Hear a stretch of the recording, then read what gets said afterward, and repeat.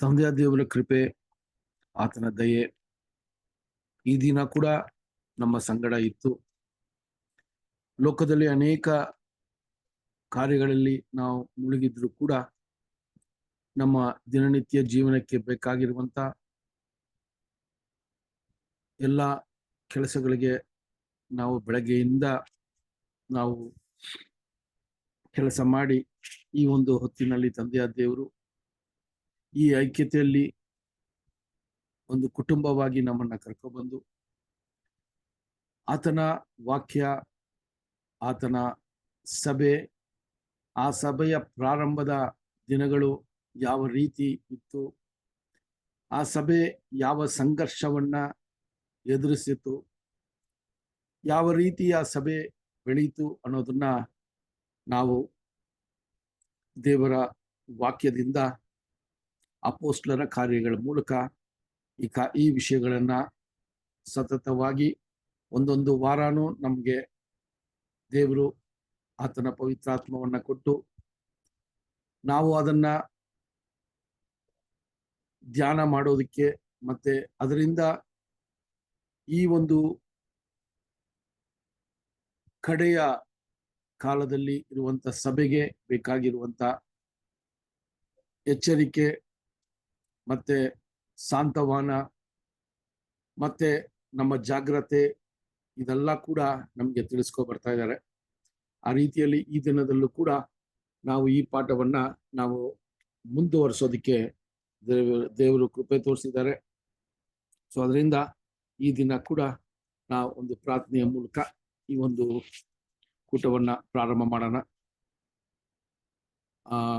ನಿರೋಶ್ brother ಪ್ರಾರ್ಥನೆ ಮಾಡಕ್ಕಾಗತ್ತಾ?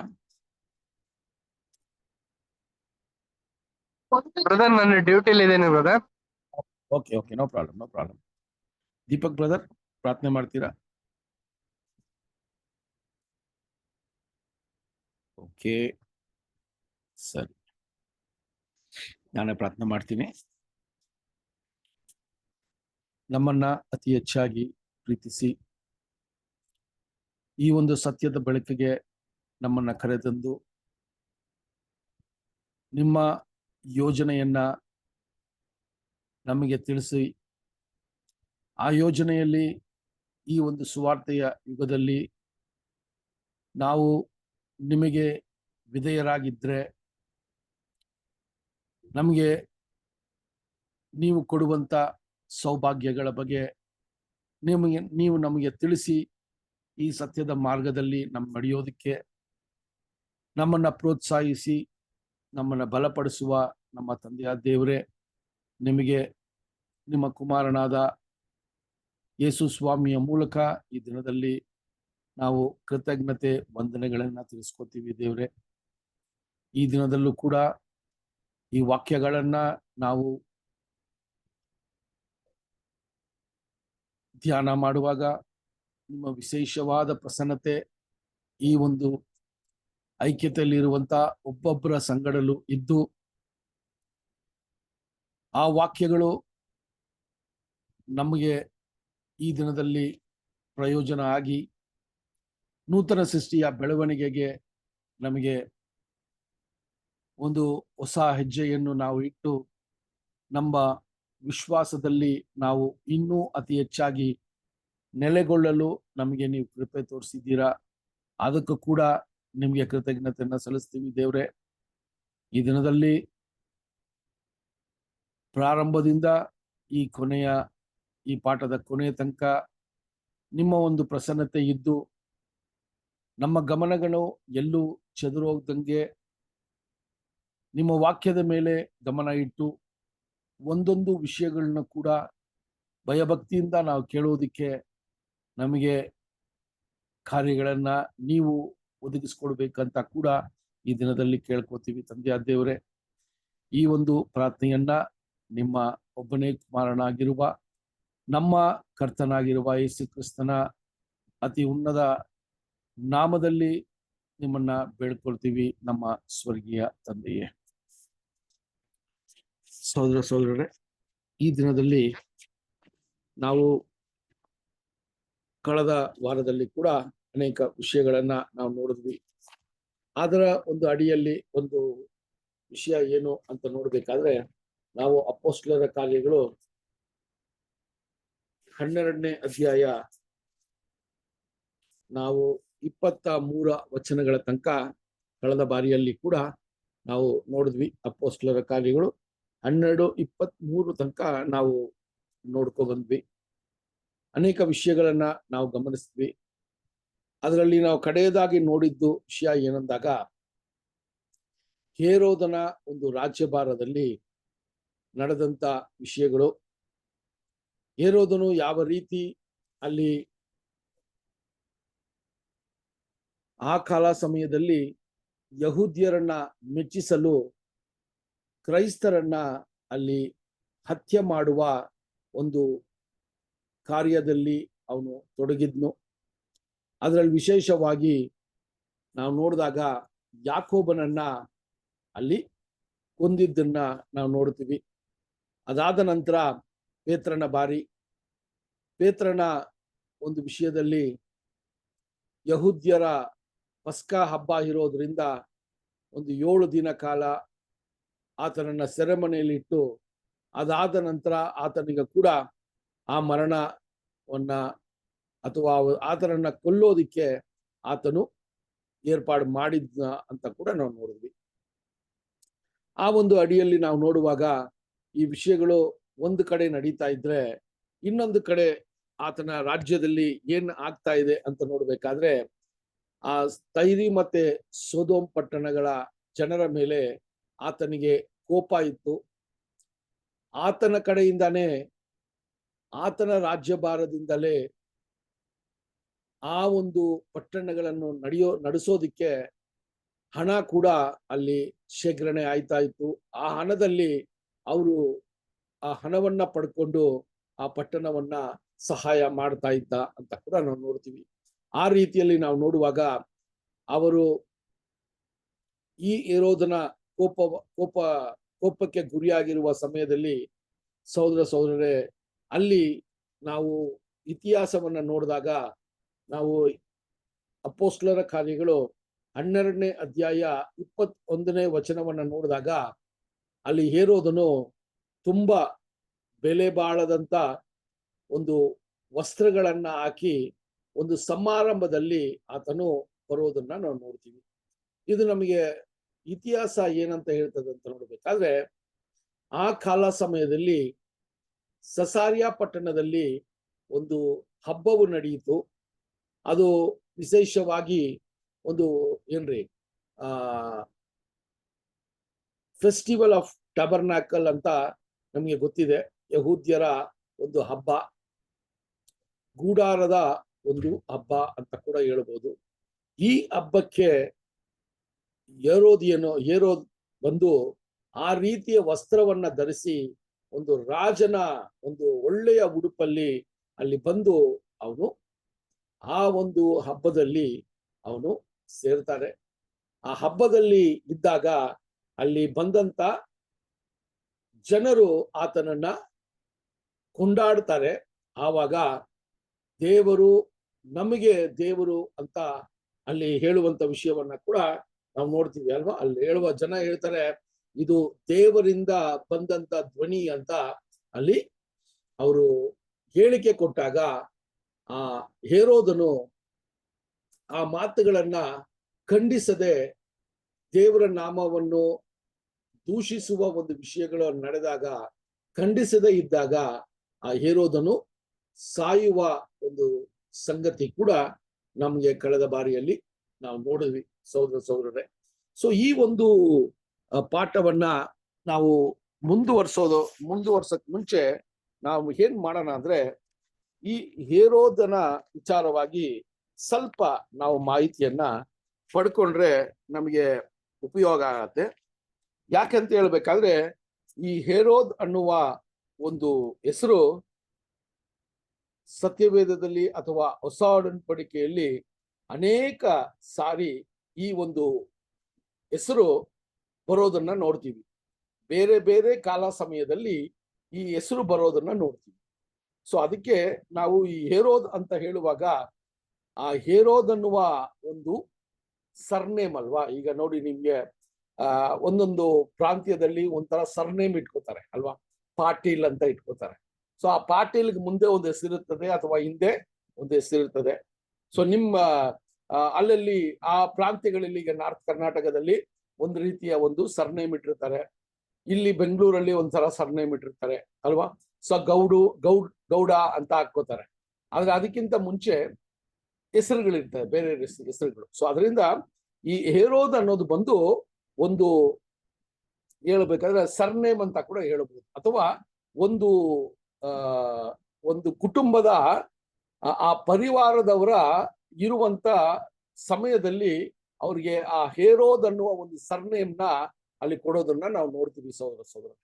So ಅದೇ ರೀತಿಯಲ್ಲಿ ಇಲ್ಲೂ ಕೂಡ ಹೇರೋದ್ ಅಂತ ಹೇಳುವಾಗ ಒಂದೊಂದು ಕಾಲ ಸಮಯದಲ್ಲಿ ಒಬ್ಬೊಬ್ಬ ವ್ಯಕ್ತಿ ಆಳ್ವಿಕೆ ಮಾಡ್ತಾ ಇದ್ರು. ಅವರೆಲ್ಲಾನು ಹೇರೋದ್ ಅನ್ನುವ ಒಂದು ಕುಟುಂಬದ ಅಡಿಯಲ್ಲಿ ಬರುವಂತ ಜನರಾಗಿದ್ರು. ಇವ್ರು ಯಾರು ಅಂತ ನಾವು ನೋಡ್ಬೇಕಿಲ್ಲ ಅಲ್ವಾ. ಸೊ ಹೇರೋದ್ ಅಂತ ಕೇಳಿದೀವಿ, ಆದ್ರೆ ಈತ ಯಾರು, ಇವರ ಒಂದು ಕುಟುಂಬ, ಅದರ ಕುಟುಂಬದ ಹಿನ್ನೆಲೆ ಏನು ಅಂತ ನೋಡ್ಬೇಕಾದ್ರೆ ಸಹೋದರರೇ, ಈ ಒಂದು ಹೇರೋದ್ ಅನ್ನುವ ಒಂದು ಕುಟುಂಬ ಅಥವಾ ಮನೆತನ ಯಾವ ರೀತಿಯಲ್ಲಿ ಇವರು ಬೆಳೆದ್ರು ಅಂದ್ರೆ, ಇವ್ರಿಗೂ ಯಹೂದ್ಯರಿಗೂ ಯಾವಾಗ್ಲೂ ಸಂಬಂಧ ಪಡಿಸ್ಕೊಳ್ಳಕ್ಕೆ ಇವ್ರು ಪ್ರಯತ್ನ ಮಾಡ್ತಾ ಇದ್ರು. ಓಕೆ. ಸೊ ಯೆರೂಸಲೇಮಿನಲ್ಲಿದ್ದ ಯಹೂದ್ಯರು ಈ ಹೇರೋದ್ ಕುಟುಂಬವನ್ನ ಅವರು ಸ್ವೀಕಾರ ಮಾಡ್ತಾ ಇರ್ಲಿಲ್ಲ. ಅವರ ಮೇಲೆ ಅಂತ ಒಳ್ಳೆಯ ಒಂದು ಭಾವನೆ ಇರ್ಲಿಲ್ಲ. ಯಾಕೆ ಅಂತ ನಾವು ಸ್ವಲ್ಪ ಪರಿಶೀಲನೆ ಮಾಡಿದಾಗ ಸಹೋದರರೇ, ಈ ಹೇರೋದ್ ಕುಟುಂಬದವರು ಯಾರ ವಂಶದಿಂದ ಬಂದ್ರು ಅಂತ ನೋಡ್ಬೇಕಾದ್ರೆ ಏದೋಮಿಯರ ಒಂದು ವಂಶದಿಂದ ಬಂದ್ರು. ಈ ಏದೋಮಿಯರ ವಂಶ ಅಂತ ನೋಡ್ಬೇಕಾದ್ರೆ ನಾವು ಏಸಾವ್ ನೋಡಿದೀವಲ್ಲ ಹಳೆ ಒಡன்பಡಿಕೆಯಲ್ಲಿ. ಆ ಏಸಾವ್ ಪರಂಪರೆಯಿಂದ ಬಂದು ಆ ಏಸಾವಿಂದ ಬಂದ ಒಂದು ಪರಂಪರೆಯಲ್ಲಿ ನಾವು ಏನ್ ನೋಡ್ತೀವಂದ್ರೆ ಇವರು ಯೋದೋಮಿಯರಾಗಿದ್ರು. ಅದಕ್ಕೋಸ್ಕರ ಯಹೂದ್ಯರಿಗೂ ಈ ಏದೋಮಿಯರಿಗೂ ಇದ್ದಂತ ಭಿನ್ನಾಭಿಪ್ರಾಯಗಳು ಅಲ್ಲಿ ಅತಿ ಹೆಚ್ಚಾಗಿ ಇತ್ತು. ಯಹೂದ್ಯರು ಈ ಏದೋಮಿಯರನ್ನ ಅವರ ಸ್ವಂತ ಸಹೋದರರಾಗಿ ಅಥವಾ ಕುಟುಂಬದವರಾಗಿ ನೋಡ್ತಾ ಇರ್ಲಿಲ್ಲ. ಯಾಕಂದ್ರೆ ಅವ್ರಿಬ್ರಿಗೂ ಯಾವಾಗ್ಲೂ ಆದಿಯಿಂದಾನೇ ಏನಾಗಿತ್ರಿ, ಜಗಳಗಳು ನಡೀತಾ ಇತ್ತು. ಅದರಿಂದಾನೇ ಈ ಹೇರೋದನ ಕುಟುಂಬವು ಆದಷ್ಟು ಯಹೂದ್ಯರನ್ನ ಅವರ ಒಂದು ವಿಷಯದಲ್ಲಿ ಯಹೂದ್ಯರಿಗೆ ಒಳ್ಳೇದನ್ನ ಮಾಡೋದಕ್ಕೆ ಪ್ರಯತ್ನ ಮಾಡಿ ಅವರ ಒಂದು ರಾಜ್ಯಭಾರವನ್ನ ನಡೆಸ್ತಾ ಇದ್ರು ಅಂತ ಕೂಡ ಒಂದು ಹಿನ್ನೆಲೆಯನ್ನ ನೋಡ್ಬೋದು ಅಲ್ವಾ. ಯಾಕೆ ಅಂದ್ರೆ ನಾವು ಇಲ್ಲಿ ನೋಡಿದ್ವಿ, ನಾವು ಕಳೆದ ಬಾರಿಯಲ್ಲಿ ನೋಡುವಾಗ ಒಂದಷ್ಟು ವಿಷಯಗಳನ್ನ ನೋಡಿದ್ವಿ. ಏನಂದ್ರೆ ಹೇರೋದನು ಯಹೂದ್ಯರನ್ನ ಮೆಚ್ಚಿಸೋದಕ್ಕೋಸ್ಕರ ಕ್ರೈಸ್ತರನ್ನ ಅಲ್ಲಿ ಹಿಂಸೆ ಕೊಡೋದಿಕ್ಕೆ ಆತನು ಮನಸ್ಸುಗೊಂಡನು ಅಂತ ಹೇಳುವಾಗ, ಯಾಕೆ ಯಹೂದ್ಯರನ್ನ ಇವನು ಸಂತೋಷ ಪಡಿಸ್ಬೇಕು ಅಂತ ನೋಡ್ಬೇಕಾದ್ರೆ, ಈತನು ಕೂಡ ಯಹೂದ್ಯನು ಅಥವಾ ನಾನು ನಿಮ್ಮವನು ಅಂತ ಯಹೂದ್ಯರ ಮಧ್ಯದಲ್ಲಿ ಒಳ್ಳೆಯ ಹೆಸರು ಗಳಿಸ್ಕೊಳ್ಳೋದಕ್ಕೋಸ್ಕರ ಈ ಕೆಲಸವನ್ನ ಮಾಡಿದ್ರು ಅಂತ ಕೂಡ ನೋಡ್ತೀವಿ. ಈತನು ಯಹೂದ್ಯನ ಅಂತ ಹೇಳ್ಬೇಕಾದ್ರೆ ಈತನು ಏದೋಮ್ಯರ ಒಂದು ಟ್ರೈಬ್ ಇಂದ ಬಂದಿರೋದ್ರಿಂದ ಯಹೂದ್ಯರು ಇವ್ರನ್ನ ನಿಜವಾದ ಯಹೂದ್ಯರು ಅಂತ ಅವ್ರನ್ನ ಸ್ವೀಕಾರ ಮಾಡಲ್ಲ. ಆ ಕಾರಣದಿಂದಲೇ ಅಲ್ಲಿ ಆತನು ಅವ್ರನ್ನ ಮೆಚ್ಚಿಸೋದಕ್ಕೋಸ್ಕರ, ಯಾಕಂದ್ರೆ ಸಹೋದರರೇ, ಈ ಹೇರೋದ್ ಪರಂಪರೆ ಯಾವ ರೀತಿ ಇತ್ತು ಅಂತ ನೋಡ್ಬೇಕಾದ್ರೆ, ಇವರು ಪರಂಪರೆಯಾಗಿ ಜನರನ್ನ ಆಳ್ವಿಕೆ ಮಾಡ್ಕೊ ಬರುವಾಗ ರೋಮಾಪುರಿಯಲ್ಲಿ ಅಲ್ಲಿ ಯೆರೂಸಲೇಮಲ್ಲಿ ಯಾವಾಗ ರೋಮದ ರಾಜ್ಯರು ಅಲ್ಲಿ ಆಳ್ವಿಕೆ ಮಾಡಕ್ಕೆ ಪ್ರಾರಂಭ ಮಾಡ್ತಾರೋ ಆವಾಗ ಆ ರೋಮ ರಾಜ್ಯರು ಅನೇಕ ಪ್ರಾಂತ್ಯಗಳಲ್ಲಿ ಅವರು ಅರಸರಾಗಿದ್ರು. ಆ ರೀತಿ ಯೆರೂಸಲೇಮ್ ಅಂತ ಬಂದಾಗ ಅಲ್ಲಿ ಇರುವ ನಿವಾಸಿಗಳನ್ನ ಅವರು ಐಡೆಂಟಿಫೈ ಮಾಡಿ ಆ ಜನಕ್ಕೆ ಅವರು ಒಂದಷ್ಟು ಕೆಲಸಗಳನ್ನ ಕೊಟ್ಟುಬಿಟ್ಟಿದ್ರು. ಕಂತು ವಸೂಲಿ ಮಾಡಕ್ಕೆ, ಟ್ಯಾಕ್ಸ್ ವಸೂಲಿ ಮಾಡೋದಕ್ಕೆ, ಅಲ್ಲಿ ಸಮಾಧಾನ ಇರೋದಕ್ಕೆ, ಇದೆಲ್ಲಾನು ಆ ಯಹೂದ್ಯರಿಂದಾನೇ ಒಂದಷ್ಟು ಜನರನ್ನ ಏನ್ ಮಾಡ್ತಾ ಇದ್ರು, ಇವ್ರು ನೇಮಕ ಮಾಡಿ ಅಲ್ಲಿ ನಡೆಸ್ತಾ ಇದ್ರು ರಾಜ್ಯಭಾರ. ಆ ರೀತಿನೇ ಸಹೋದರ ನಾವು ನೋಡಿದ್ವಿ. ಸೀಸರ್ ರೋಮಾಪುರಿಯ ಒಂದು ತಲಬದಿಯಾಗಿದ್ದ ಅಲ್ವಾ, ಒಂದು ದೊಡ್ಡ ಒಂದು ರಾಜನಾಗಿದ್ದ. ಅವನ ಅಡಿಯಲ್ಲಿ ಬಂದಿದ್ದೆ ಪಿಲಾತನು. ಇದೆಲ್ಲ ನಾವು ನೋಡ್ತೀವಿ. ಆ ಪಿಲಾತನ ಸಮಯದಲ್ಲಿ ನಾವು ಯಾರನ್ನ ನೋಡ್ತೀವಿ ಅಂದ್ರೆ ಹೇರೋದನ್ನ ನೋಡ್ತೀವಿ ಅಲ್ವಾ. ಸೊ ಈ ಹೇರೋದನ ವಿಷಯವಾಗಿ ನಾವು ಸ್ವಲ್ಪ ಗಮನ ಕೊಟ್ಟಾಗ ಯಾವ ಸಮಯದಲ್ಲಿ ಯಾವ ಹೇರೋದಿದ್ದ ಅಂತ ನಮಗೆ ಸ್ವಲ್ಪ ಮಾಹಿತಿ ಈ ದಿನದಲ್ಲಿ ನೋಡೋಣ, ಓಕೆನಾ. ಸೊ ಮೊಟ್ಟ ಮೊದಲನೇದಾಗಿ ಹೇರೋದನ ವಿಷಯ ಬಂದಾಗ, ಯೇಸು ಸ್ವಾಮಿಯ ಏನ್ರಿ ಅವರು ಜನ್ಮ ಕೊಟ್ಟಾಗ ಅಥವಾ ಅವರು ಈ ಒಂದು ಭೂಲೋಕದಲ್ಲಿ ಅವರು ಬಂದಾಗ ಅಲ್ವಾ, ಅವರು ಹುಟ್ಟಿದಾಗ ಇದ್ದ ಒಬ್ಬ ಹೇರೋದು. ಈತನು ಹೇರೋದ್ ದ ಗ್ರೇಟ್ ಅಂತ ವಚನದಲ್ಲಿ ನಾವು ನೋಡ್ತೀವಿ ಅಲ್ವಾ. ಇವರು ಬಂದು ಹೇರೋದನು ಅಂತ ನೋಡ್ತೀವಿ. ಸೊ ಆ ವಿಚಾರ ನಮಗ್ ಗೊತ್ತಿದೆ ಎಲ್ರು. ಸೊ ಈ ಹೇರೋದನು ಏನಪ್ಪ ಮಾಡಿದ್ರು, ಈ ತರ ವಿಶೇಷತೆ ಏನು ಅಂದ್ರೆ, ಯೇಸು ಸ್ವಾಮಿಯ ಆ ಒಂದು ಹುಟ್ಟಿದಾಗ ಆ ಮೆಸಾಯ ಬರ್ತಾರೆ ಅಥವಾ ಇನ್ನೊಬ್ಬ ರಾಜನು ಹುಟ್ಟಿದ್ದಾರೆ ಅಂತ ಹೇಳುವಾಗ ಅಲ್ಲಿ ಮಕ್ಕಳನ್ನ ಕೊಂದಾಕುವ ಒಂದು ವಿಷಯ ಮಾಡಿದ್ಯಾರಂದ್ರೆ ಆ ಸಮಯದಲ್ಲಿದ್ದ ಹೇರೋದನು ಅಂತ ನಾವು ನೋಡ್ಬೇಕು. ಫಸ್ಟ್. ಎರಡನೇ ಹೇರೋದನು ಯಾರು ಅಂತ ನೋಡ್ಬೇಕಾದ್ರೆ, ಈ ಹೇರೋದ್ ದ ಗ್ರೇಟ್ ಇದಾರಲ್ಲ, ಅವರ ಮಕ್ಕಳು ಇಬ್ರು ಇದ್ರು. ಆ ಇಬ್ರು ಮಕ್ಕಳು, ಒಬ್ಬನ ಹೆಸರು ಬಂದು ಹೇರೋದ್ ಆಂಟಿಲಾಪ್ಸ್ ಅಂತ, ಓಕೆ. ಇನ್ನೊಬ್ಬ ಮಗನ ಹೆಸರು ಹೇರೋದ್ ಆಂಟಿಪಾಸ್ ಅಂತ ಹೆಸರು. ಯಾಕೆ ಇದನ್ನ ಹೇಳ್ತಾ ಇದ್ದೀನಿ ಅಂದ್ರೆ, ಯೇಸು ಸ್ವಾಮಿ ಇದ್ದ ಕಾಲ ಸಮಯದಲ್ಲೇ ಅನೇಕ ಹೇರೋದ್ರು ಚೇಂಜ್ ಆಗ್ಬಿಟ್ರು. ಯೇಸು ಸ್ವಾಮಿ ಹುಟ್ಟುವಾಗ ಒಬ್ಬ ಹೇರೋದಿದ್ರು, ಯೇಸು ಸ್ವಾಮಿ ಸಾಯುವಾಗ ಬೇರೆ ಹೇರೋದು ಅಥವಾ ಇನ್ನೊಬ್ಬ ವ್ಯಕ್ತಿ ಹೇರೋದಿಂದ ಬಂದಂತ ಮಕ್ಕಳು ಅಲ್ಲಿ ಹೇರೋದಂತ ಆ ಸರ್ನೇಮ್ ಇಟ್ಕೊಂಡಿರೋರು ಅಲ್ಲಿದ್ರು. ಸೊ ಈ ವಿಚಾರವಾಗಿ ನೋಡ್ಬೇಕಾದ್ರೆ ಈ ಎರಡನೇ ಹೇರೋದನ ಒಂದು ಕಾಲ ಸಮಯ ತುಂಬಾ ಕಡಿಮೆ ಇದ್ದಿರೋದ್ರಿಂದ ಆ ಮಾಹಿತಿ ನಮಗೆ ಇಲ್ಲ. ಮೂರನೇ ಹೇರೋದನು ಯಾರು ಅಂತ ನೋಡ್ಬೇಕಾದ್ರೆ ಯೋಹಾನ ಅಲ್ವಾ, ಪ್ರವಾದಿಯಾದ ಯೋಹಾನನನ್ನ ತಲೆ ಕತ್ತರಿಸಿದ್ನಲ್ಲ, ಆ ಒಂದು ಹೇರೋದಿನ ಹೆಸರು ಹೇರೋದ್ ಆಂಟಿಪಾಸ್ ಅಂತ. ಸೊ ಹೇರೋದು ಸರ್ನೇಮು, ಆಂಟಿಪಾಸ್ ಅನ್ನೋದು ಅವನ ಇನ್ನೊಂದು ಹೆಸರು. ಸೊ ಈ ರೀತಿಯಲ್ಲಿ ಕರೆಯಲ್ಪಟ್ಟಿದ್ದು. ಸೊ ಈ ಹೇರೋದನ್ನು ಯಾವಾಗಿದ್ರು ಅಂತ ನೋಡ್ಬೇಕಾದ್ರೆ, ಯೋವಾನ ಆ ಒಂದು ಜಾನ್ ದ ಬ್ಯಾಪ್ಟಿಸ್ಟ್ ಅಲ್ಲಿ ಶಿರಛೇದನ ಆಯ್ತಲ್ಲ ಅಥವಾ ಆ ತಲೆಯನ್ನ ಕಡ್ದಾರಲ್ಲ, ಆ ಸಮಯದಲ್ಲಿ ಇದ್ದಿದ್ದು ಈ ಹೇರೋದನು. ಇದರಲ್ಲಿ ಒಂದು ಎರಡು ವಚನ ಓದ್ಬಿಟ್ರೆ ನಾವು ಎಲ್ಲಾದ್ರೂ ನೋಟ್ ಮಾಡ್ಕೋಬಹುದು. ಮತ್ತಾಯ 14ನೇ ಅಧ್ಯಾಯ 1ನೇ ವಚನ ಓದೋಣ. ಮತ್ತಾಯ 14ನೇ ಅಧ್ಯಾಯ 1ನೇ ವಚನ.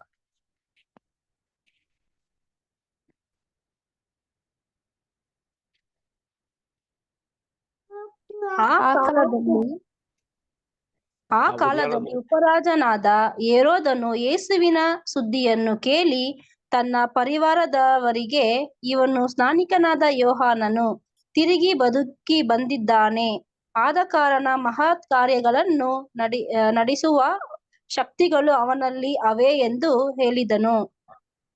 ಓಕೆನಾ. ಸೊ ಇಲ್ಲಿ ನಾವೇನ್ ನೋಡ್ತೀವಿ ಅಂದ್ರೆ, ಇಲ್ಲಿ ಈ ಹೇರೋದನ ಬಗ್ಗೆ ಹೇಳುವಾಗ ಯೇಸು ಸ್ವಾಮಿಯ ಮರಣದ ಸಮಯದಲ್ಲಿ ಈ ಹೇರೋದನು ಇದ್ದನು. ಈ ಹೇರೋದನ ಪೂರ್ತಿಯ ಹೆಸರು ಹೇರೋದ್ ಆಂಟಿಪಾಸ್ ಅನ್ನುವ ಒಂದು ಹೆಸರು ಗಳಿಸಿದ್ದ. ಸೊ ಇವನು ಜಾನ್ ದ ಬ್ಯಾಪ್ಟಿಸ್ಟ್ ನ ಸಾಯಿಸಿದ್ದು ಇವರೇ. ಅದು ಮಾತ್ರವಲ್ಲ ಸಹೋದರರೇ, ಅಲ್ಲಿ ಯೇಸು ಸ್ವಾಮಿ ಆ ಕಡೆಯ ದಿನಗಳಲ್ಲಿ ಅವ್ರಿಗೆ ನ್ಯಾಯ ವಿಚಾರಣೆ ಆದಾಗ ಕೂಡ ಇದೇ ಹೇರೋದನು ಇದ್ರು ಅಂತ ನಾವು ವಚನದಲ್ಲಿ ನೋಡೋಣ. ಲೂಕನ ಸುವಾರ್ತೆ 23ನೇ ಅಧ್ಯಾಯ 8ನೇ ವಚನ. ಲೂಕನ ಸುವಾರ್ತೆ 23ನೇ ಅಧ್ಯಾಯ 8ನೇ ವಚನ.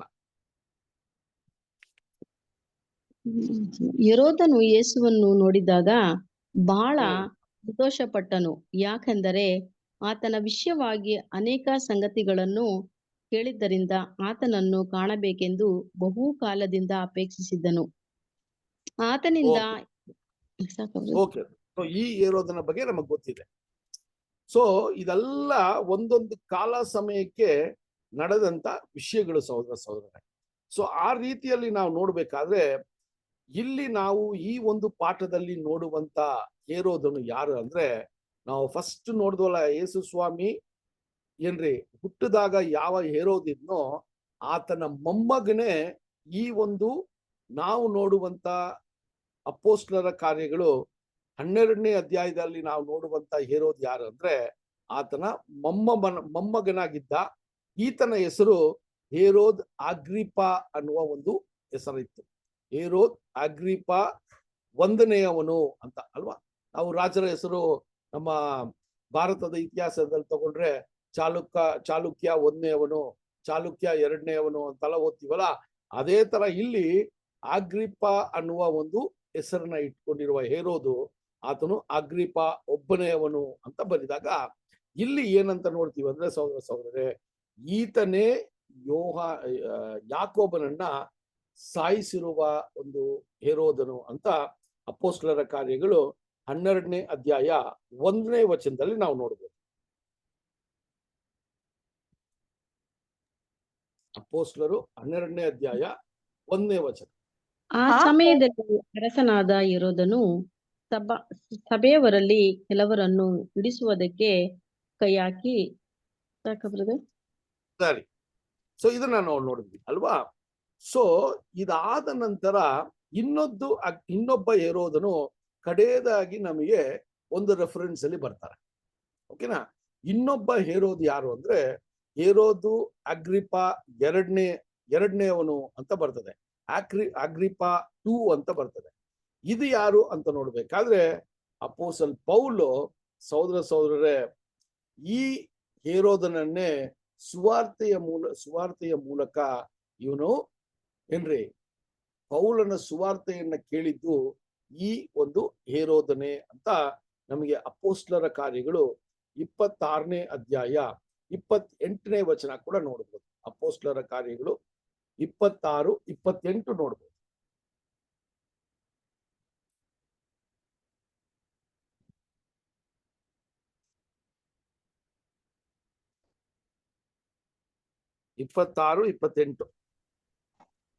ಅಲ್ಪ ಪ್ರಯತ್ನದಿಂದ ನನ್ನನ್ನು ಕ್ರೈಸ್ತನಾಗುವುದಕ್ಕೆ ಒಡಂಬಡಿಸುತ್ತೀಯಾ ಎಂದು ಹೇಳಲು ಪೌಲನು, ಅಲ್ಪ ಪ್ರಯತ್ನದಿಂದಾಗಲಿ ಅಧಿಕ ಪ್ರಯತ್ನದಿಂದಾಗಲಿ ನೀನು ಮಾತ್ರವಲ್ಲದೆ ಈ ಹೊತ್ತು ನನ್ನ ಮಾತುಗಳನ್ನು ಕೇಳುವವರೆಲ್ಲರೂ ಈ ಬೇಡಿಗಳ ಹೊರತು ನನ್ನಂತೆ ಆಗಬೇಕೆಂದು ದೇವರನ್ನು ಪ್ರಾರ್ಥಿಸುತ್ತೇನೆ ಅಂದನು.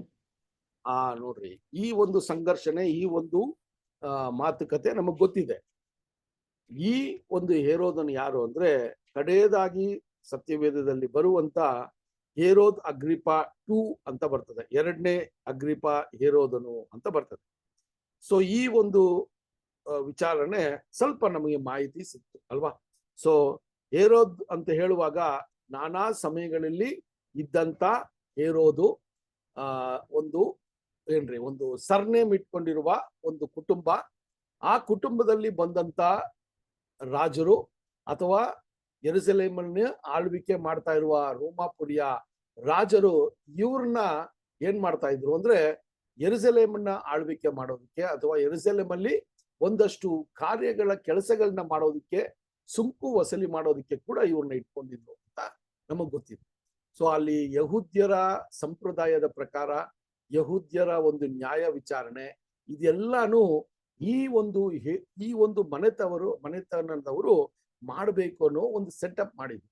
ಅದರಿಂದ ನಾವು ನೋಡಿದ್ವಿ, ಆ ಹೇರೋದು ಯೇಸು ಸ್ವಾಮಿ ಹುಟ್ಟುವಾಗ ಯಾವ ಹೇರೋದಿದ್ನೋ ಆತನ ಮಕ್ಕಳು ಮೊಮ್ಮಕ್ಕಳು ಅದು ಆಳ್ವಿಕೆ ಮಾಡುವ ಕಾಲ ಸಮಯ ಇತ್ತು ಅಲ್ವಾ. ಸೊ ಅಲ್ಲಿ ಕಾಲ ಸಮಯಗಳು ಕಡಿಮೆ ಇದ್ದಿರ್ಬೋದು, ಆದ್ರೆ ಇಷ್ಟು ಮಂದಿ ಹೇರೋದು ಅಲ್ಲಿ ಸತ್ಯವೇದದಲ್ಲಿ ನಮಗೆ ಕೊಡುವಂತದ್ದಾಗಿದೆ. ಸೊ ಅದರಿಂದ ಇದು ಒಂದು ಮಾಹಿತಿ ನಮ್ಗೆ ನಾವು ಕಳೆದ ವಾರದಲ್ಲಿ ನಾವು ನೋಡುವಾಗ ಈ ಮಾಹಿತಿ ನಮ್ಗೆ ಅಷ್ಟು ಇದು ಇರ್ಲಿಲ್ಲ.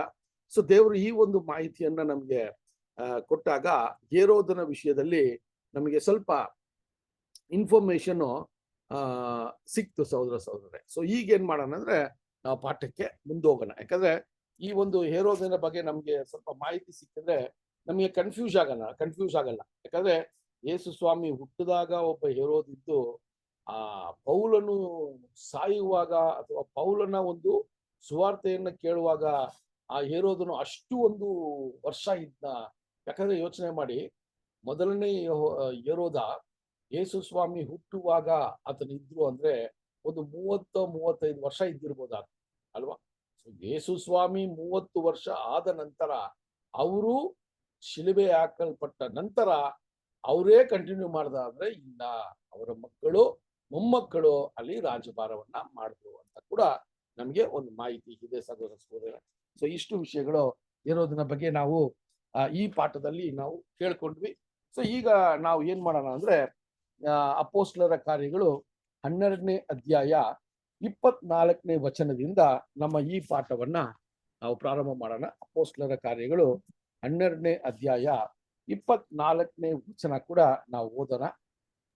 ಆದರೆ ದೇವರ ವಾಕ್ಯವು ಹೆಚ್ಚೆ ಹಬ್ಬುತ್ತಾ ಬಂತು. ಬಾರ್ನಬಾಸ್ ಓದಿ ಸಿಸ್ಟರ್, ಕಂಟಿನ್ಯೂ ಮಾಡಿ ಅದನ್ನ.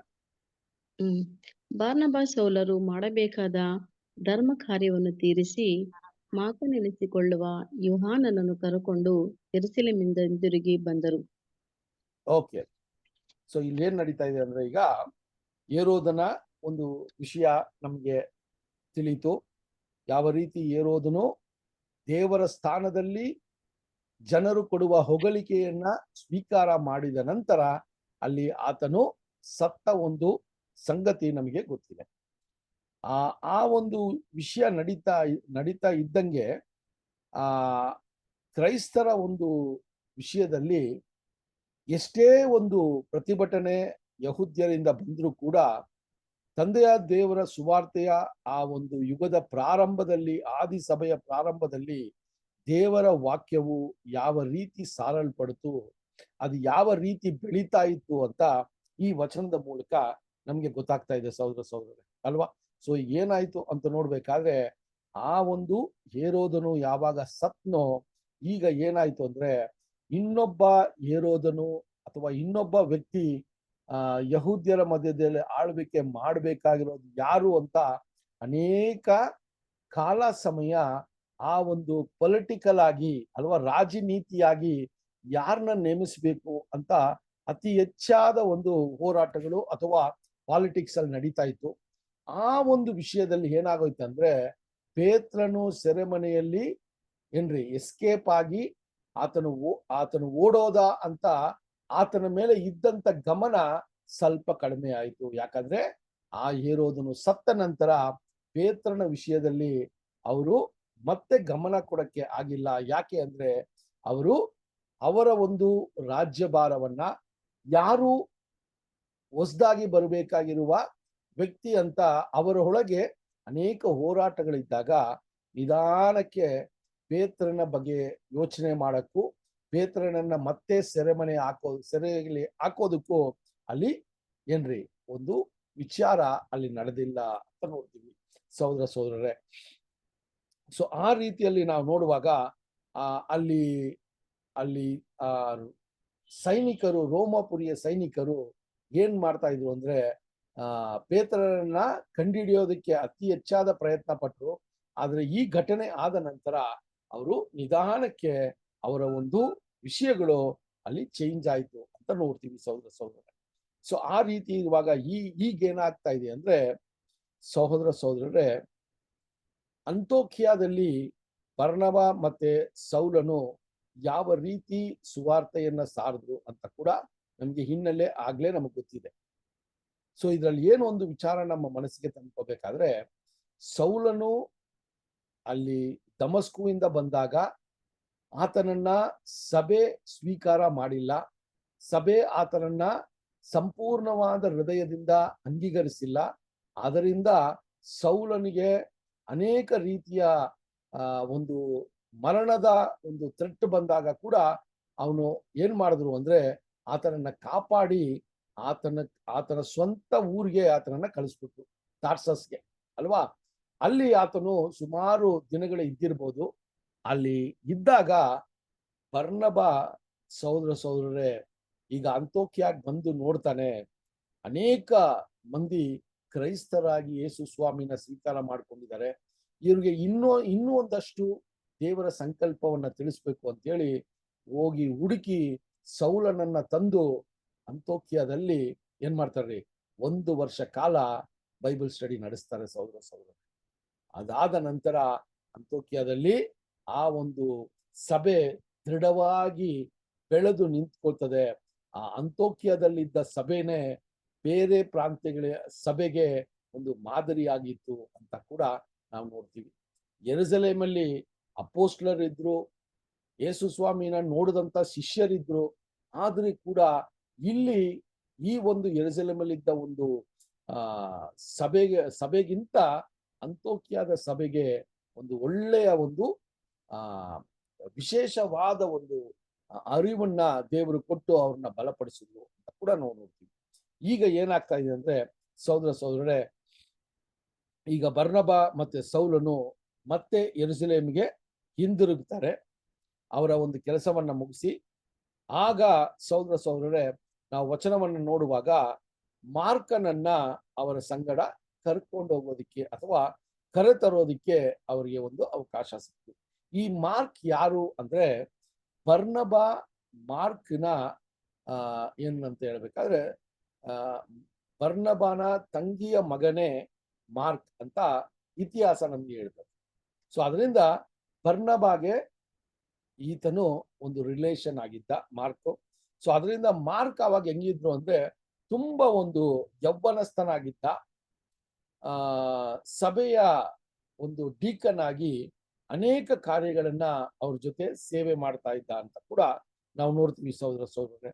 ಸೊ ಅಲ್ಲಿ ಯಾಕೆ ಈಗ ಬರ್ನಬ ಸೌಲು ಯೆರೂಸಲೇಮಿಗೆ ಬಂದ್ರು ಅಂದ್ರೆ ಒಂದು ಮುಖ್ಯವಾದ ಒಂದು ಕೆಲಸವನ್ನ ಸಭೆ ಅವ್ರಿಗೆ ಕೊಟ್ಟಿತ್ತು. ಏನು ಅಂದ್ರೆ ಈ ಒಂದು ಯೂದಯ ಪ್ರಾಂತ್ಯದಲ್ಲಿ ಒಂದು ಬಡ ಅಥವಾ ಒಂದು ಫ್ಯಾಮಿನ್ ಬರ್ತದೆ ಅಲ್ವಾ, ಸಂಕಷ್ಟ ಬರ್ತದೆ. ಅದಕ್ಕೆ ಅಲ್ಲಿ ಹಣವನ್ನ ಶೇಖರಿಸಿ ಈ ಯೆರೂಸಲೇಮಲ್ಲಿರುವ ಸಭೆಗೆ ಅದು ಉಪಯೋಗ ಆಗಲಿ ಅಂತ ಬರ್ನಬ ಮತ್ತೆ ಸೌಲ ಮೂಲಕ ಆ ಹಣವನ್ನ ಆ ಅಂತೋಕ್ಯ ಪಟ್ಟಣದವರು ಕೊಟ್ಟು ಕಳಿಸ್ತಾರೆ ಸಭೆಗೆ. ಅದನ್ನ ಇಲ್ಲಿ ಬಂದು ಕೊಟ್ಟು ಅದನ್ನ ಸರಿಯಾದ ರೀತಿಯಲ್ಲಿ ಎಲ್ರಿಗೂ ತಲುಪಿಸ್ಬೇಕು ಅಂತಾನೆ ಅವರು ಬರ್ತಾರೆ ಸಹೋದರ. ಸೊ ಆ ಒಂದು ಮುಖ್ಯವಾದ ಒಂದು ಕೆಲಸವನ್ನ ಆ ಸಭೆ ಅವರಿಗೆ ಕೊಟ್ಟಿರೋದ್ರಿಂದ ಭಯಭಕ್ತಿಯಿಂದ ಆ ದುಡ್ಡನ್ನ ಇಲ್ಲಿ ತಂದು ಯೆರೂಸಲೇಮಲ್ಲಿ ಅದನ್ನ ಸರಿಯಾದ ರೀತಿಯಲ್ಲಿ ಹಂಚಿ ದೇವರ ಚಿತ್ತದ ಪ್ರಕಾರ ಅವರು ನಡೆಸಿದ್ರು ಅಂತ ಕೂಡ ನಾವು ನೋಡ್ತೀವಿ ಸಹೋದರರೇ. ಸೊ ಆ ರೀತಿಯ ವಿಚಾರಗಳನ್ನ ನೋಡ್ಬೇಕಾದ್ರೆ ಸಹೋದರರೇ, ಈಗ ಸೌಲರು ಬರ್ನಬ ಮತ್ತು ಸೌಲು ಯೆರೂಸಲೇಮಿಗೆ ಬಂದಾಗ ಅಲ್ಲಿ ಒಂದು ಹೊಸ ಒಂದು ವಿಷಯ ಅಲ್ಲಿ ಸಭೆಯಲ್ಲಿ ಪ್ರಾರಂಭ ಆಗುತ್ತೆ. ಏನು ಅಂತ ನೋಡ್ಬೇಕಾದ್ರೆ ಈಗ ಸಭೆ ಬೆಳೀತಾ ಇದೆ. ಯೆರೂಸಲೇಮಲ್ಲಿ ಅಪೋಸ್ಟಲರು, ಮುಖ್ಯವಾದ ಶಿಷ್ಯಂದರು ಇವರೆಲ್ಲಾನು ಯೆರೂಸಲೇಮಲ್ಲೇ ಇದ್ದಾರೆ. ಈಗ ಯೆರೂಸಲೇಮಲ್ಲಿ ನಡೆಯುವಂತ ಒಂದು ವಿಶೇಷವಾದ ಕಾರ್ಯ ಏನು ಅಂತ ಅಪೋಸ್ಟಲರ ಕಾರ್ಯಗಳು 13ನೇ ಅಧ್ಯಾಯ 1ನೇ ವಚನ ನಾವು ನೋಡೋಣ. ಅಪೋಸ್ಟಲರು 13:1. ಅಂತಿಯೋಕ್ಯದಲ್ಲಿದ್ದ ಸಭೆಯೊಳಗೆ ಪ್ರವಾದಿಗಳು ಬೋಧಕರು ಇದ್ದರು. ಯಾರೆಂದರೆ ಬರ್ನಬ, ನೀಗರನೆಂಬ ಸಿಮೆಯೋನ, ಕುರೇನದ ಲೂಕ್ಯ ಮತ್ತು ಉಪರಾಜನಾದ ಹೆರೋದನ ಸಾಕತಮ್ಮನಾದ ಮಾನಹೇನ ಸೌಲ ಇವರೇ. ಓಕೆ. ಸೊ ಸಹೋದರ ಈಗ ಏನಾಯ್ತು ಅಂದ್ರೆ ಯೆರೂಸಲೇಮಿಗೆ ಬಂದ್ರು, ಅವ್ರಿಗೆ ಕೊಟ್ಟಂತ ಕೆಲಸವನ್ನ ಪೂರ್ತಿ ಮಾಡಿದ್ರು. ಈಗ ಮತ್ತೆ ಅಂತೋಕ್ಯಾಗೆ ಬರ್ನಬ ಸೌಲು ಮಾರ್ಕನನ್ನ ಕರ್ಕೊಂಡು ಮತ್ತೆ ಅಂತ್ಯೋಕ್ಯಾಗೆ ಬರ್ತಾರೆ ಈಗ. ಸೊ ಅಂತ್ಯೋಕ್ಯದಲ್ಲಿ ಏನಾಗತ್ತೆ ಅಂತ ನೋಡ್ಬೇಕಾದ್ರೆ ಅಂತೋಕ್ಯದ ಸಭೆ ಎಷ್ಟು ಒಂದು ಉನ್ನತವಾದ ಅಥವಾ ಸಭೆಯಲ್ಲಿ ಇದ್ದಂತ ಶ್ರೇಷ್ಠವಾದ ಒಂದು ವ್ಯಕ್ತಿಗಳ ಒಂದು ವಿಚಾರ ಇಲ್ಲಿ ನಮಗೆ ತಿಳಿಸ್ತಾ ಇದೆ. ಓಕೆನಾ? ಸೊ ಅಂತೋಕ್ಯದಲ್ಲಿ ಸಭೆಯಲ್ಲಿ ಇದ್ದಂತ ಸಹೋದರರುಗಳು ಎಂತ ಒಂದು ಪ್ರಾಮುಖ್ಯತೆ ಹೊಂದಿರುವಂತವರಾಗಿದ್ರು, ಎಷ್ಟು ನಿಷ್ಠಾವಂತರಾಗಿದ್ರು, ಅಲ್ಲಿ ಆ ಸಭೆಯ ಬೆಳವಣಿಗೆಗೆ ಯಾರು ಕಾರಣಕರ್ತರಾಗಿದ್ರು ಅಂತ ನೋಡ್ಬೇಕಾದ್ರೆ ಒಂದು 4-5 ಹೆಸರುಗಳನ್ನ ಅಲ್ಲಿ ನಮಗೆ ಪ್ರಕಟಿಸ್ತಾರೆ. ಆ ವಚನವನ್ನ ಇನ್ನೊಂದ್ಸರಿ ಓದೋಣ ಸಿಸ್ಟರ್. 1ನೇ ವಚನ. ಅಂತಿಯೋಕ್ಯದಲ್ಲಿದ್ದ ಸಭೆಯೊಳಗೆ ಪ್ರವಾದಿಗಳು ಬೋಧಕರು ಇದ್ದರು. ಯಾರ್ಯಾರೆಂದರೆ ಬರ್ನಬ. ಅಂತೋಕ್ಯದಲ್ಲಿದ್ದ ಸಭೆಯಲ್ಲಿ ಯಾರಿದ್ರು ಅಂದ್ರೆ ಪ್ರವಾದಿಗಳು ಮತ್ತೆ ಬೋಧಕರು ಇದ್ರು ಅಂತ ಬರೀತಾರೆ. ಸೊ ದಟ್ ಮೀನ್ಸ್ ಆ ಅಂತೋಕ್ಯ ಸಭೆ ಈ ರೀತಿಯ ವ್ಯಕ್ತಿಗಳನ್ನ ಒಳಪಡಿಸಿತ್ತು ಅಂತ ನೋಡ್ತೀವಿ ಅಲ್ವಾ. ಅಲ್ಲಿ ಪ್ರವಾದಿಗಳು ಮತ್ತೆ ಬೋಧಕರು ಅಂತ ಹೇಳುವಾಗ ಅವರ ಒಂದಷ್ಟು ಜನರ ಹೆಸರುಗಳನ್ನ ಇಲ್ಲಿ ತಿಳಿಸ್ತಾರೆ. ಸಿಸ್ಟರ್ ಓದ್ತಾರೆ ನೋಡಿ. ಬರ್ನಬ, ನೀಗರನೆಂಬ ಸಿಮೆಯೋನ ಮತ್ತು ಕುರೇನ್ಯದ ಲೂಕ್ಯ, ಉಪರಾಜನಾದ ಹೆರೋದನ ಸಾಕತಮ್ಮನಾದ ಮೆನಹೇನ, ಸೌಲ ಇವರೇ. ಓಕೆನಾ? ಸೊ ಇಂಥ ಒಂದು ವ್ಯಕ್ತಿಗಳು ಅಂತೋಕ್ಯ ಪಟ್ಟಣದ ಸಭೆಗೆ ಅವರು ಸೇವೆ ಮಾಡ್ತಾ ಇದ್ರು ಅಂತ ಕೂಡ ನಾವು ನೋಡ್ತೀವಿ ಸಹೋದರರೇ. ಈಗ ಈ ಸುವಾರ್ತೆ ಯೆರೂಸಲೇಮಲ್ಲಿ ಮತ್ತೆ ಅಂತೋಕ್ಯದಲ್ಲಿ ಒಂದಷ್ಟು ಪ್ರಾಂತ್ಯಗಳಲ್ಲಿ ಮಾತ್ರ ಈ ಒಂದು ದೇವರ ಒಂದು ಸುವಾರ್ತೆ ಅಲ್ಲಿ ಸಾರಲ್ಪಡ್ತಾ ಇತ್ತು. ಅದು ಮಾತ್ರವಲ್ಲ, ವಿಶೇಷವಾಗಿ ಯಹೂದ್ಯರ ಮಧ್ಯದಲ್ಲಿ ಮಾತ್ರ ಈ ಒಂದು ಸುವಾರ್ತೆ ಕಾರ್ಯಗಳು ನಡೀತಾ ಇತ್ತು.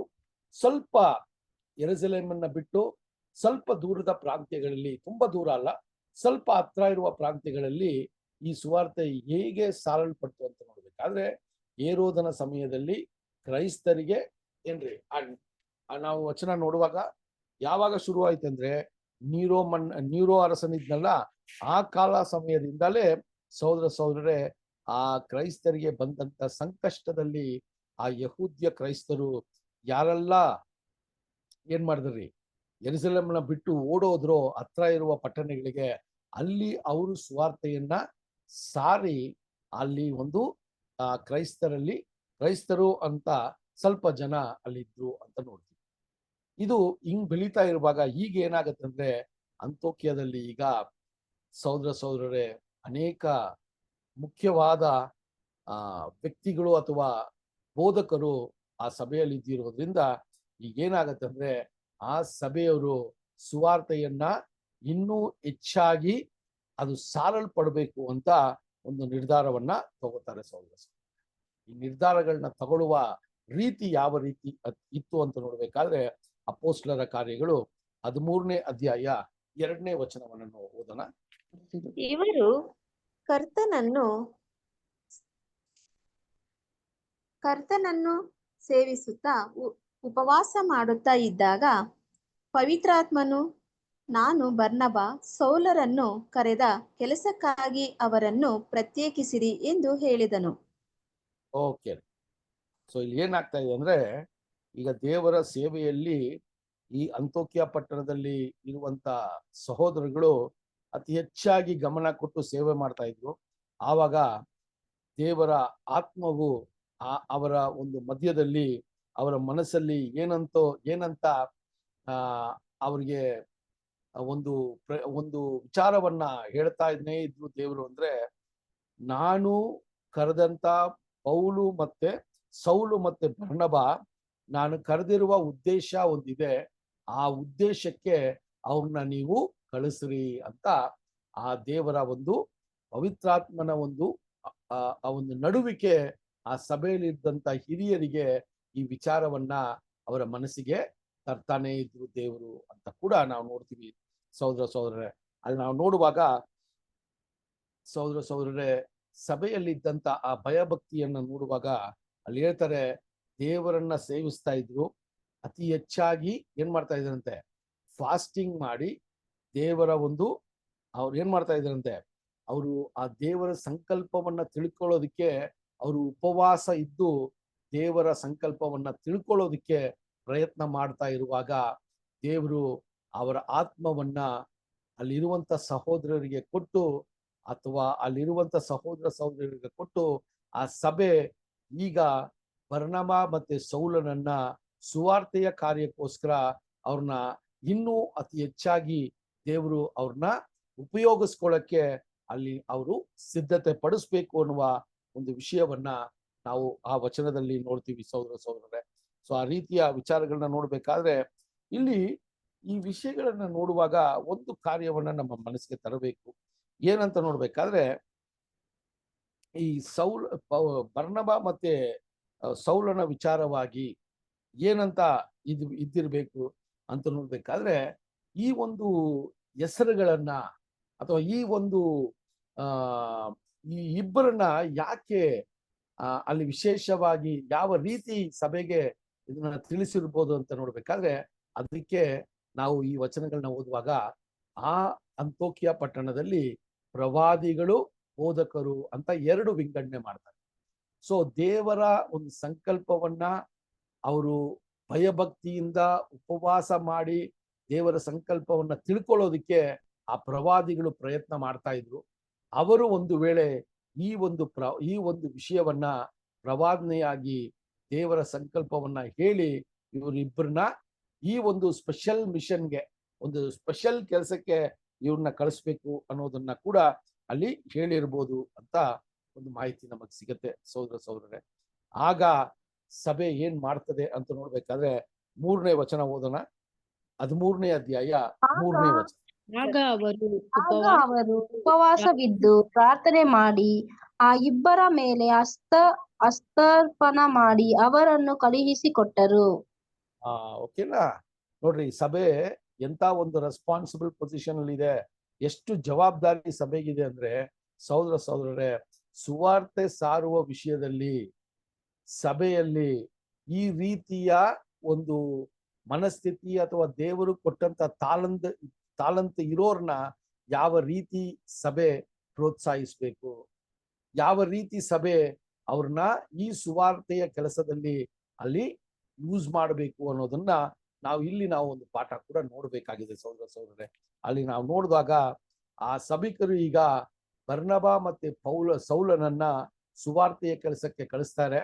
ಸೊ ಆ ಕಳಿಸುವಾಗ ಮಾರ್ಕನು ಕೂಡ ಅವ್ರ ಜೊತೆ ಹೋಗೋದಕ್ಕೆ ಇವರು ಸಭೆಯನ್ನ ಕೇಳ್ಕೊಂಡು ಸೇವೆಗೆ ಆತನನ್ನ ಕೂಡ ಕರ್ಕೊಂಡು ಹೋಗೋದನ್ನ ನೋಡ್ತೀವಿ. ಆವಾಗ ಸಭೆ ಸಹೋದರ ಯೋಚನೆ ಮಾಡಿ ಆದಿ ಸಭೆಯಲ್ಲಿ ನಾವು ನೋಡುವಂತ ಮುಖ್ಯವಾದ ವಿಷಯಗಳು ಏನು ಅಂದ್ರೆ ಪ್ರಾರ್ಥನೆ ಅಲ್ವಾ, ಉಪವಾಸ ಎಂತ ಒಂದು ಮುಖ್ಯವಾದದ್ದು ಅಲ್ವಾ. ಉಪವಾಸ ಅನ್ನೋದನ್ನ ನೋಡ್ಬೇಕಾದ್ರೆ ನಾವು ನಮ್ಮ ಬೇರೆ ಬೇರೆ ನಂಬಿಕೆಯಲ್ಲಿ ಇದ್ದಾಗ ನಮ್ಮ ಉಪವಾಸಗಳು ಯಾವ ರೀತಿ ಇತ್ತು ಅಂತ ನಮಗೆ ಗೊತ್ತಿಲ್ಲ. ಆದರೆ ಹೃದಯ ಶುದ್ಧವಾಗಿದ್ದು ದೇವರಿಗೋಸ್ಕರ ನಮ್ಮ ಶರೀರಗಳನ್ನ ನಾವು ಒಂದು ಒಂದು ಕಂಟ್ರೋಲ್ಗೆ ತರೋದಕ್ಕೆ ನಾವು ಈ ರೀತಿಯ ಉಪವಾಸಗಳನ್ನ ಮಾಡಿ ದೇವರ ಸಂಕಲ್ಪವನ್ನ ಇನ್ನೂ ತಿಳ್ಕೋಬೇಕು ಅಂತ ದೇವರಲ್ಲಿ ನಾವು ಇದ್ದಾಗ ಸಹೋದರ ಸಹೋದರರೇ, ನಿಜವಾಗ್ಲೂ ದೇವರ ಒಂದು ಕೃಪೆ ನಮಗೆ ಕೊಡುವಂಥದ್ದಾಗಿದೆ. ಅಲ್ಲಿ ನಾವು ನೋಡುವಾಗ 13:3 ಏನ್ ಹೇಳ್ತಾರೆ ಅಂದ್ರೆ, ಅವರು ಪ್ರಾರ್ಥನೆ ಮಾಡಿ ಉಪವಾಸ ಮಾಡಿ ಈ ಒಂದು ಸ್ಪೆಷಲ್ ಮಿಷನ್ಗೆ, ಈ ಒಂದು ತುಂಬಾ ಮುಖ್ಯವಾದ ಒಂದು ಕೆಲಸಕ್ಕೆ ಇವರಿಬ್ಬರನ್ನ ಏನ್ ಮಾಡ್ತಾರಂತೆ, ಕಳಿಸ್ತಾರೆ ಅಂತ ಹೇಳ್ತಾರೆ. ಅದರಲ್ಲಿ ಒಂದು ವಾಕ್ಯ ಏನಂತ ಹೇಳ್ತಾರೆ ಅಂದ್ರೆ, ಅವರ ಕೈಗಳನ್ನ ಅವರ ಮೇಲೆ ಇಟ್ಟು ಅವ್ರನ್ನ ಕಳಿಸಿದ್ರು ಅಂತ ಹೇಳುವಂತ ಒಂದು ವಿಚಾರವನ್ನ ನೋಡ್ತೀವಿ ಅಲ್ವಾ. ಸೊ ಇಲ್ಲಿ ನಾವು ಏನಂತ ಅರ್ಥ ಮಾಡ್ಕೋಬಾರ್ದು ಅಂದ್ರೆ, ಇವರು ಅವರ ಒಂದು ಶಕ್ತಿಯನ್ನ ಅಥವಾ ಇವರು ಆ ಕೈ ಇಡುವುದರಿಂದ ಯಾವುದೋ ಒಂದು ಅಪ್ಪನೆ ಕೊಡುವಂತ ವಿಷಯಗಳನ್ನ ಮಾಡಿಲ್ಲ. ಯಾಕಂದ್ರೆ ದೇವರ ಪವಿತ್ರಾತ್ಮನ ಒಂದು ನಡುವಿಕೆ ಏನು ಅಂದ್ರೆ, ಬರ್ನಬ ಮತ್ತೆ ಸೌಲನು ಅಲ್ಲಿ ಸುವಾರ್ತೆಯನ್ನ ಸಾರೋದಿಕ್ಕೆ ಬೇರೆ ಬೇರೆ ಜಾಗಕ್ಕೆ ಹೋಗ್ಬೇಕು ಅಂತ ದೇವರ ಸಂಕಲ್ಪ ಇತ್ತು. ಸೊ ಅದರಿಂದ ಇವರು ಅವ್ರನ್ನ ಅನಾಯಿಂಟ್ ಅಲ್ವಾ, ಅಭಿಷೇಕ ಮಾಡಿದ್ರೇನೆ ಅವರು ಹೋಗಿ ಆ ಕೆಲಸವನ್ನ ಮಾಡಬಹುದು ಅನ್ನೋ ಒಂದು ಮನಸ್ಥಿತಿಯಲ್ಲ. ಇದು ಏನಂತಾರಂತ ನೋಡ್ಬೇಕಾದ್ರೆ, ಈಗ ಒಬ್ಬ ಮಕ್ಕಳು ಅಲ್ವಾ, ಒಬ್ಬ ಮನೆಯಲ್ಲಿ ಒಬ್ಬ ಚಿಕ್ಕ ಮಕ್ಕಳು ಕೆಲಸಕ್ಕೆ ಹೋಗ್ಬೇಕಾದ್ರೆ ಅಲ್ವಾ? ದೊಡ್ಡವ್ರು ಏನ್ ಮಾಡ್ತಾರೆ, ಆ ಹೊಸ ಕೆಲಸಕ್ಕೆ ಸೇರಿದಾಗ ಆ ಒಂದು ಪ್ರೀತಿಯಿಂದ ಅವ್ರನ್ನ ಎಲ್ಲ ಒಳ್ಳೇದಾಗ್ಲಿ ಹೋಗ್ರಪ್ಪ ಅಂತ ಹೇಳ್ತಾರಲ್ಲ, ಆ ರೀತಿಯಲ್ಲಿನೇ ಸಭೆಯಲ್ಲಿರುವ ಹಿರಿಯರು ಅವ್ರಿಗೆ ಏನ್ರಿ ಅವ್ರನ್ನ ಆಶೀರ್ವಾದ ಮಾಡಿ, ಅವರು ನೀವು ಹೋಗೋದು ದೇವರ ಕೆಲಸಕ್ಕೆ ಎಲ್ಲಾ ಒಳ್ಳೇದಾಗತ್ತಪ್ಪ ಅಂತ ಹೇಳಿ ಅವ್ರನ್ನ ಕಳಿಸ್ತಾರೆ ವಿನಃ ಅವ್ರಿಗೆ ಅಭಿಷೇಕವನ್ನ ಕೊಟ್ಟಿಲ್ಲ, ಅನಾಯಿಂಟಿಂಗ್ ಮಾಡಿಲ್ಲ. ದೇವರು ಅವ್ರನ್ನ ಆರಿಸ್ಕೊಂಡಿದ್ದು. ಸೊ ಜನರಿಂದ ಅನಾಯಿಂಟಿಂಗ್ ಅವ್ರಿಗೆ ಬೇಕಾಗಿರ್ಲಿಲ್ಲ. ಏನಂದ್ರೆ ಅಲ್ಲಿರುವಂತ ಸಭೆಯ ಬೆಂಬಲ ಬೇಕಾಗಿತ್ತು, ಅಲ್ಲಿರುವಂತ ಸಭೆಯ ಒಂದು ಸಹಾಯ ಅವ್ರಿಗೆ ಬೇಕಾಗಿತ್ತು. ಅವ್ರು ಓಡಾಡೋದಕ್ಕೆ ಬೇಕಾಗಿರುವಂತ ಹಣದ ವಸತಿ ಕೊಡಬೇಕು. ಅಲ್ಲಿಗೆ ಅವ್ರು ಓಡಾಡುವಾಗ ಅವ್ರಿಗೆ ಚಿಕ್ಕ ಚಿಕ್ಕ ವಿಷಯಗಳಿಗೆ ಅವ್ರಿಗೆ ಸಹೋದರಗಳು ಸೇವೆ ಮಾಡೋದಕ್ಕೆ ಬೇಕಾಗಿತ್ತು. ಇಂಥ ಒಂದು ವಿಷಯ ಸಭೆ ಆ ಜವಾಬ್ದಾರಿಯನ್ನ ತಗೊಂಡು ಅವ್ರನ್ನ ಕಳಿಸುವಾಗ ಅಲ್ಲಿ ಸಭೆಯಲ್ಲಿದ್ದಂತ ವಯಸ್ಸಲ್ಲಿ ಇರುವಂತ ಹಿರಿಯರು ಏನ್ ಮಾಡೋರು ಅಂದ್ರೆ ಅವ್ರಿಗೆ ಒಂದು ಆಶೀರ್ವಾದವನ್ನ, ಎಲ್ಲ ಒಳ್ಳೇದಾಗ್ಲಿ, ದೇವರ ಕೆಲಸದಲ್ಲಿ ಹೋಗ್ತಾ ಇದ್ದೀರಾ ಅಂತ. ಈಗಲೂ ಕೂಡ ನಾವು ಕೂಡ ನಮ್ಮಲ್ಲಿ ಕೂಡ ಈ ಒಂದು ವಿಷಯಗಳನ್ನ ನಾವು ನೋಡ್ತೀವಿ. ಸೊ ಆ ರೀತಿಯ ಕೈಯನ್ನ ಇಟ್ಟುವ ವಿನಃ ಅಭಿಷೇಕ ಮಾಡೋದಿಕ್ಕೆ ಅವರು ಏನು ಮಾಡಿಲ್ಲ. ಇದನ್ನ ಇಲ್ಲಿ ನಮಗೆ ಸ್ಪಷ್ಟಪಡಿಸ್ತಾರೆ ಸಹೋದರರೇ. ಸೊ ಅದರಿಂದಾನೇ ಅಲ್ಲಿ ನೋಡುವಾಗ ಈ ಒಂದು ಉಪವಾಸ ಪ್ರಾರ್ಥನೆ ಎಷ್ಟು ಮುಖ್ಯ ಅಂತ ನೋಡ್ಬೇಕಾದ್ರೆ ಸಹೋದರರೇ, ನಾವು ಎಷ್ಟೋ ಸಮಯಗಳಲ್ಲಿ ಈ ಉಪವಾಸವನ್ನ ತಪ್ಪಾಗಿ ಅರ್ಥ ಮಾಡಿಕೊಂಡು ನಮ್ಮ ಒಂದು ಚಿತ್ತದ ಪ್ರಕಾರ ಈ ಉಪವಾಸಗಳನ್ನ ಮಾಡೋದಕ್ಕೆ ಪ್ರಯತ್ನ ಮಾಡ್ತೀವಿ. ಆದರೆ ಈ ಉಪವಾಸದಲ್ಲಿ ಅತಿ ಹೆಚ್ಚಾದ ಗಮನ ಯಾವುದ್ರ ಮೇಲೆ ಇರ್ಬೇಕಂದ್ರೆ ನಮ್ಮ ಹೃದಯ ಎಷ್ಟು ಪರಿಶುದ್ಧವಾಗಿದೆ ಅನ್ನೋದನ್ನ ನಾವು ಫಸ್ಟು ನಾವು ಪ್ರಯತ್ನ ಮಾಡ್ಬೇಕು. ಯಾಕಂದ್ರೆ ನಾವು ಊಟ ಇಲ್ಲದೆ ಇರೋದ್ರಿಂದ ದೇವರನ್ನ ಮೆಚ್ಚಿಸ್ತೀವಿ ಅನ್ನೋದಲ್ಲ, ಆ ಊಟದ ಒಂದು ವಿಷಯಗಳನ್ನ ನಾವು ದೇವರ ವಾಕ್ಯದಿಂದ ದೊಡ್ಡದಾಗಿ ಎಣ್ಣಿಸದೆ ದೇವರ ವಾಕ್ಯವೇ ನಮಗೆ ಊಟವಾಗಿದೆ ಅಂತ ಯಾವಾಗ ನಮ್ಮ ಗಮನವನ್ನ ದೇವರ ವಾಕ್ಯದ ಮೇಲೆ, ದೇವರ ಸಂಕಲ್ಪದ ಮೇಲೆ ಇಡ್ತೀವೋ ಆವಾಗ ಅದು ಒಳ್ಳೆಯ ಒಂದು ಉಪವಾಸ ಅಂತ ಕೂಡ ನಾವು ಹೇಳುವಂಥದ್ದಾಗಿದೆ ಸಹೋದರರೇ. ಯಾಕೋಬ 5ನೇ ಅಧ್ಯಾಯ 16ನೇ ವಚನವನ್ನ ಓದೋಣ. ಯಾಕೋಬ 5ನೇ ಅಧ್ಯಾಯ 16ನೇ ವಚನ.